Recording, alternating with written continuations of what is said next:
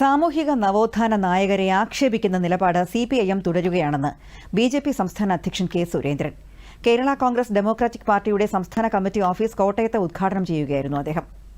ഗുരുദേവൻ ഒരു സാമൂഹ്യ പരിഷ്കർത്താവ് മാത്രമെന്ന പിണറായി വിജയന്റെ പ്രസ്താവന EMSന്റെ നിലപാടിൽ നിന്നും CPIM ഒട്ടും പിന്നോട്ട് പോയിട്ടില്ല എന്നതിന്റെ തെളിവാണെന്നും കെ സുരേന്ദ്രൻ പറഞ്ഞു.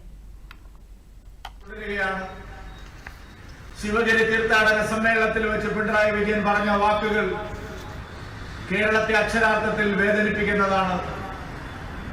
നവോത്ഥാന നായകന്മാരെ കുറിച്ചുള്ള അദ്ദേഹത്തിന്റെ നിലപാട് വളരെ സുവ്യക്തമാണ്. EMSന്റെ ആ വരേണ്യ മനോഭാവത്തിൽ നിന്ന് പിണറായി വിജയൻ ഒട്ടും പിന്നോട്ട് പോയിട്ടില്ല.